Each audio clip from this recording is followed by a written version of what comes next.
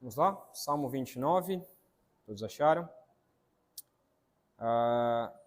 Antes de nós fazermos a leitura, a gente vai fazer a leitura à medida que a gente vai estudando. Quero então fazer algumas perguntas para nós, ok? Para que você possa pensar, o quão poderoso Deus ele é. Então pense aí, quão poderoso Deus é.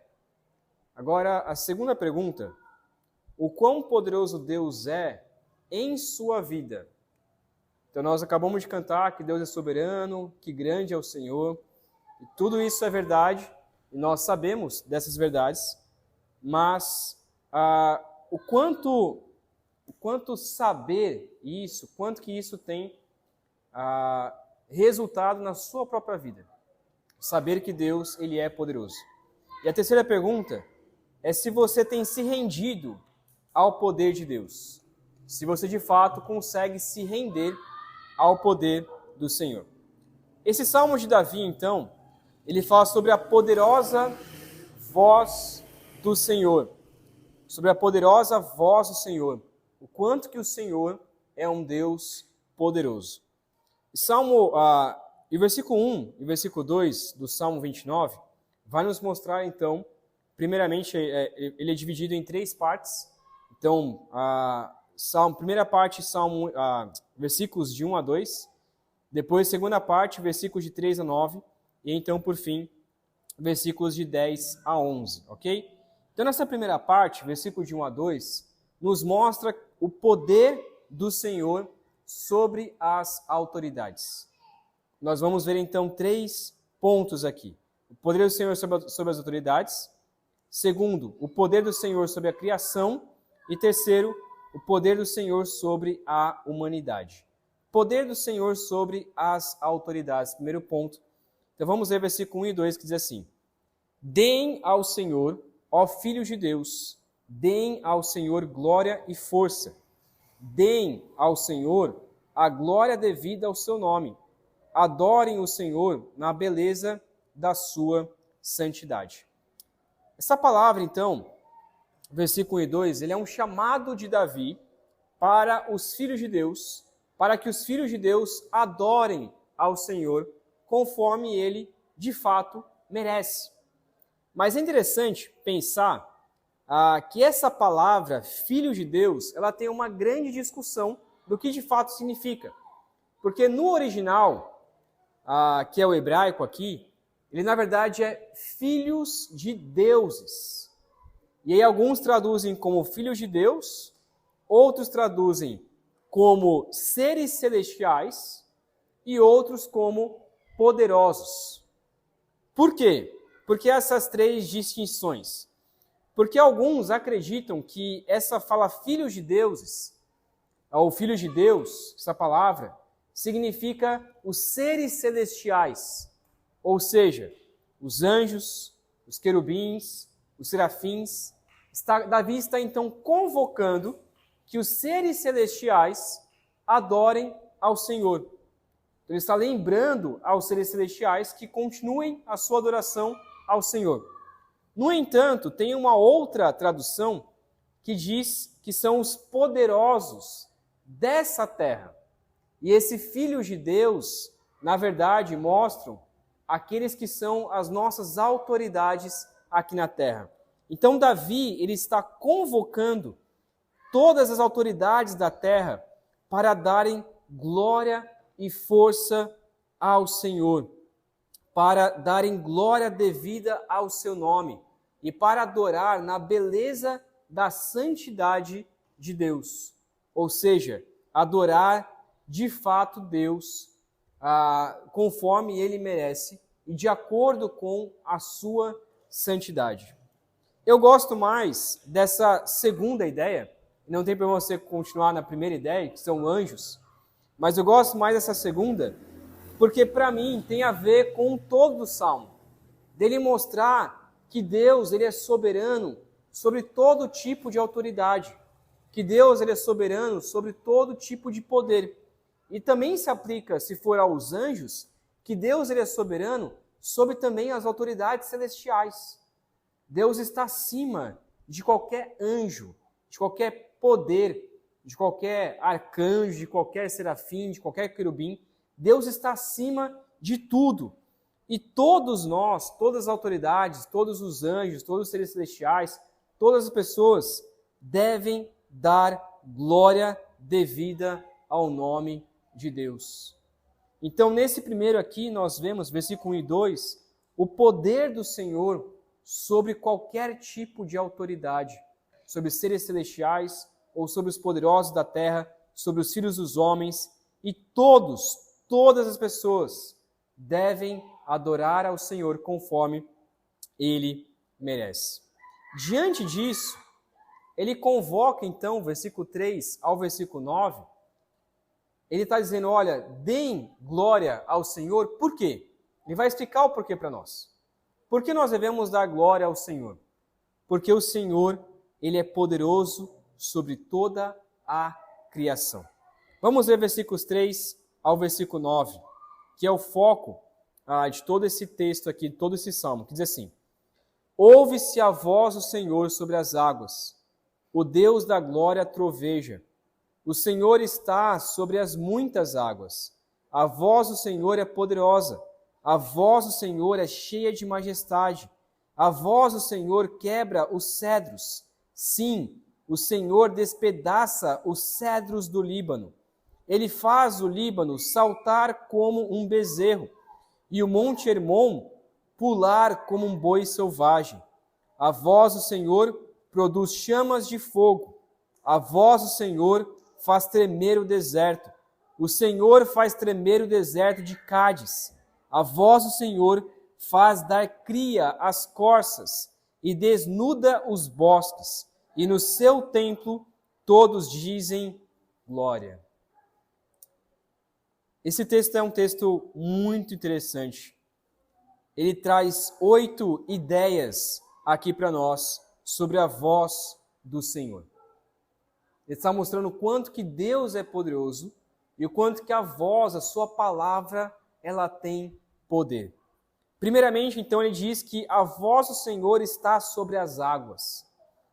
Águas aqui, e depois ele diz que águas, de muitas águas, algumas outras traduções trazem como o mar ou grandes oceanos.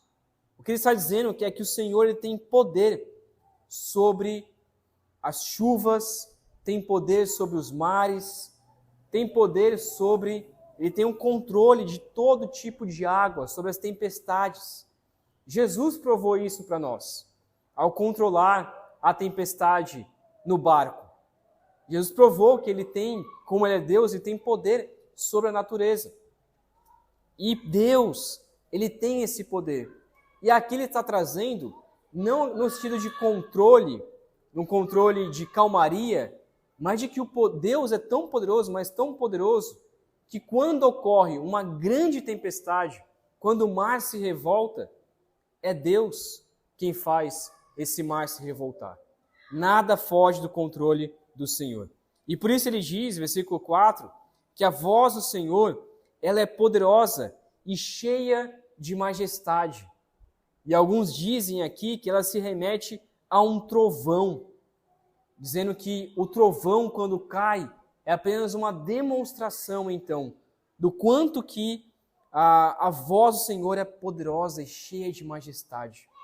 Quando nós escutamos, então, aquele trovão estrondoso, nós devemos lembrar, então, isso é apenas uma demonstração do que seria a voz de Deus. Versículo 5 e a primeira parte do versículo 6 diz, então, de que ele quebra os cedros do Líbano. Eu tive que fazer uma boa pesquisa sobre o que ele está falando aqui, mas esses cedros do Líbano, os cedros do Líbano, eles são as maiores árvores que existem, pelo menos ali naquela região da Palestina, que ali é o Líbano na Palestina, ao ponto de que o símbolo da bandeira do Líbano é justamente, você pesquisar, ele é vermelho em cima, branco no meio e vermelho embaixo. E no meio do símbolo da bandeira do Líbano tem um cedro pintado de verde. Por quê? Porque isso mostra para o Líbano, para essa região ali na Palestina, que hoje é um país, Isso mostra o quão poderosos eles são. Mostrando então, olha, nós temos as maiores árvores, as maiores florestas. E aqui Deus está dizendo, Davi está dizendo para Deus, que Deus despedaça essas árvores. As maiores árvores que existem no mundo, Deus ele simplesmente arranca elas. Deus simplesmente despedaça. Ele quebra os cedros do Líbano. E aí o versículo 6 diz que ele faz o Líbano saltar como um bezerro e os montes de Hermon pular como um boi selvagem. Aqui a ideia, ele continua falando sobre as árvores, e ele fala de uma maneira diferente aqui, mostrando que Deus ele faz saltar as árvores. Então as árvores elas se mexem tanto e se contorcem e saltam como um bezerro e como um boi saltando. Então a tempestade do Senhor, Deus tem um controle total sobre a tempestade, sobre os ventos, que se Ele quiser arrancar todas as árvores do Líbano, Ele faz. Por mais que elas sejam poderosas, por mais que elas tenham uma grande raiz, mas Deus é tão poderoso, a sua voz é tão poderosa, que Ele faz arrancar as árvores mais poderosas que existem na terra. Eu não sei se já aconteceu com você, mas lembro de uma tempestade que aconteceu lá em Atibaia, quando eu estava lá no seminário, que tinha uma árvore em uma esquina que, quando eu era criança, eu sempre me escondia nessa árvore. Sempre subia nessa árvore, sempre me escondia na sombra dela. E eu lembro que essa tempestade foi tão forte, mas tão forte, que no dia seguinte que a gente acordou, essa árvore que era gigantesca, já estava caída, estava derrubada. E toda vez que a gente passava ali naquele dia por aquela árvore, eu ficava me lembrando disso. Quanto que a voz do Senhor, ela é poderosa. O quanto que Deus, ele é tão poderoso, que se Ele quiser arrancar uma árvore, Ele arranca, simplesmente com um vento e com uma tempestade. E por isso o versículo 8 diz então que a voz do Senhor faz tremer o deserto de Cádiz. Aqui esse deserto é o deserto de Cádiz Barneia, que foi aonde Israel passou 40 anos circulando até entrar na Terra Prometida. E possivelmente Israel, é interessante que os judeus, eles têm muito medo, tanto do mar, por isso que ele fala que Deus tem poder sobre o mar, e por isso que lá em Apocalipse diz que o mar já não existe mais, e tanto dos desertos, porque remete a esse tempo de que Israel passou esses 40 anos circulando em Cádiz Barneia. E aqui ele está dizendo que Deus, a voz do Senhor, faz tremer o deserto de Cádiz. Por que tremer? Não sei se você já viu em alguma imagem, né? Quando o vento passa muito forte em um deserto, ele mexe todas as montanhas do deserto, que são areias. E quando o vento passa, parece que a terra está tremendo. Ela vai passando assim, faz aquelas costelas de gado, né? E parece que a terra fica tremendo. E o vento é tão forte que joga essa areia longe. E no dia seguinte já está totalmente diferente aquele deserto. E o texto está dizendo que a voz do Senhor faz tremer o deserto de Cádiz, que ali naquela região era um dos maiores desertos. A gente sabe que o maior deserto é o deserto do Saara, mas ali naquela região, para os judeus, era o maior deserto ali para eles. E o Senhor tem poder sobre este deserto. Também versículo 9, e parece que é algo bom aqui, que diz assim, que a voz do Senhor faz da cria as corças. E nosso consentimento, aqui parece uma coisa boa, né? Porque afinal, o Senhor faz da cria as corças. Mas na realidade, nesse contexto que Davi está trazendo, do poder terrível de Deus, a ideia aqui é que, na verdade, a corça, tanto a corça, as ovelhas, os antílopes e outros animais, quando esses animais estão prenhos e acontece uma grande tempestade, o que acontece muitas vezes é que esses animais, morrendo de medo da tempestade, eles logo dão a cria para o seu animal, e aí logo largam ele muitas vezes e saem correndo. Às vezes deixam esse pobre animal indefeso no meio da tempestade, acabando de nascer no meio da tempestade, e sai correndo para se esconder. E a ideia aqui é que a tempestade do Senhor, o poder do Senhor é tão grande, que quando ocorre uma tempestade gigantesca, as corças, elas logo dão cria, logo nasce, morrendo de medo de acontecer algo mal contra a sua vida. E por isso que ele encerra então o versículo 9, e desnuda os bosques. O Senhor destrói bosques. Se o Senhor quiser desnudar toda a vegetação de uma floresta e tornar aquela floresta em simples deserto, o Senhor pode fazer. Então aqui Davi está mostrando o quão terrível é a voz do Senhor, o quão terrível e o quão poderosa é a voz de Deus. E diante da voz do Senhor, no seu templo, todos devem dizer glória. Então a nossa resposta diante da voz de Deus é responder com a nossa voz, no templo de Deus, glória ao Senhor. Simplesmente glória ao Senhor. Toda vez que a gente vê uma tempestade, toda vez que a gente vê chuvas terríveis, o nosso louvor a Deus deve ser esse. Glória ao Senhor, pelo poder de Deus. E por fim, então, versículo 10 e 11, depois a gente vai fazer algumas aplicações sobre isso. Ele conclui, então, sobre o poder do Senhor sobre a humanidade. Versículo 10 e 11 diz assim: O Senhor governa os dilúvios, como rei, o Senhor governa para sempre. O Senhor dá força ao seu povo, o Senhor abençoa o seu povo com paz. Ele conclui, então, esse salmo, mostrando que Deus tem poderes sobre a humanidade. Foi Ele quem governou dilúvios, e essa palavra aqui está no plural, no sentido de remeter tanto ao dilúvio em Gênesis 6 a 8, e tanto aos pequenos dilúvios, ou seja, inundações que acontecem na terra, que aconteceu no Brasil recentemente, e destroem civilizações. É Deus quem governa também os dilúvios. O Senhor governa desse jeito, e se Ele quiser, em pouco tempo, Ele pode destruir a humanidade. Ele está remetendo ao dilúvio aqui porque Deus prometeu que nunca mais iria destruir a terra com dilúvio. Ele prometeu isso para nós. E é por isso que Ele controla o dilúvio. Por isso que Ele tem esse controle sobre inundações. Mesmo que elas sejam terríveis, mas o Senhor ainda tem um controle sobre isso.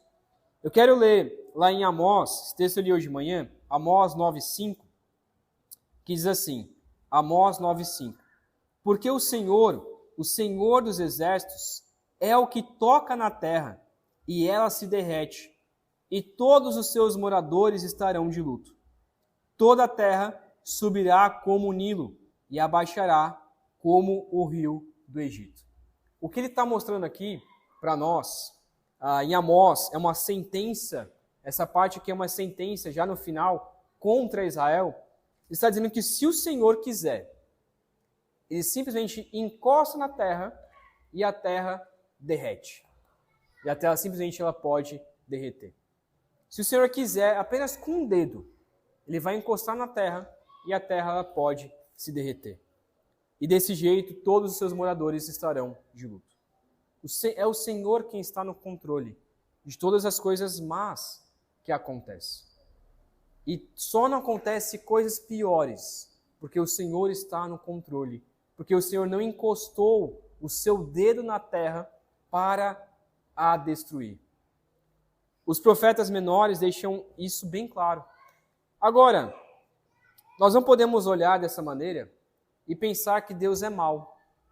Muitas vezes, quando nós olhamos para coisas terríveis que acontecem na terra, nós pensamos, nossa, Deus é mau, porque essas coisas acontecerem, mas é o contrário. Como no dilúvio, Deus ele é bom. Como em todas essas destruições, Deus demonstra o seu poder e demonstra que Ele é misericordioso. Por quê? Porque se ele quisesse, e ele tem esse direito, por causa do nosso pecado, ele poderia nos destruir em 2 segundos. Ele poderia nos destruir com um estalo. É simplesmente encostar e nos trazer as piores doenças que ele quiser. Simplesmente encostar e nos matar. Mas Deus não faz isso por causa da sua misericórdia, por causa do seu amor. E por isso que ele diz que, como rei, o Senhor governa para sempre. E o Senhor dá força ao seu povo. O Senhor abençoa o seu povo com paz.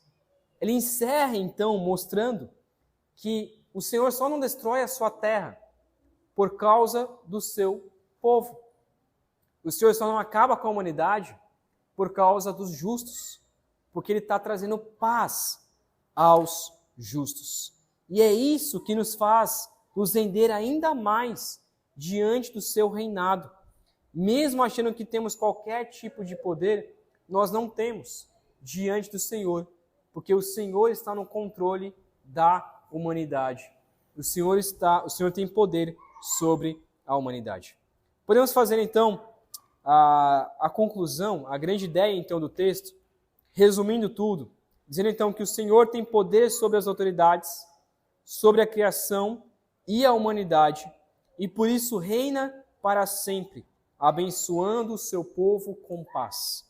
O Senhor tem poder sobre as autoridades, a criação e a humanidade, e por isso reina para sempre, abençoando o seu povo com paz. Quero fazer então 3 aplicações diante desses 3 pontos. Primeiro, saber que Deus tem poder sobre qualquer autoridade deve nos humilhar diante do Rei Supremo. Dobrar os nossos joelhos diante de Deus é apenas um símbolo da nossa humilhação interna. Seu coração, nosso coração, deve sempre ser submisso ao Rei. Deus tem poder sobre qualquer tipo de autoridade, sobre qualquer poder, sobre os seres celestiais, sobre os filhos de Deus na terra. Deus tem poder sobre as maiores autoridades.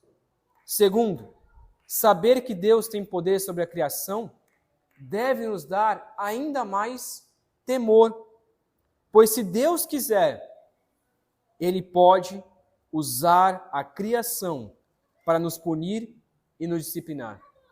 Muitas vezes, mortes naturais, que a gente chama de mortes naturais, pode ser que aconteça simplesmente por causas naturais. Mas, às vezes, mortes por causas naturais acontecem pela disciplina do Senhor. Muitas vezes, algum acidente ou até mesmo uma árvore cair em cima de uma pessoa, às vezes essas coisas acontecem pelo mandato disciplinar de Deus, porque Deus quer disciplinar as pessoas. E pode ser que Deus nos discipline também com coisas naturais. Nós estamos submissos também à sua criação. E terceiro, saber que Deus tem poder sobre a humanidade nos traz a esperança de que Ele vai abençoar e trazer paz ao seu povo. Então, se Ele tem poder sobre a humanidade, nos traz essa esperança. Então, da mesma forma que Deus, Ele traz punição para toda a humanidade, Ele também controla e Ele nos traz paz àqueles que são o seu povo.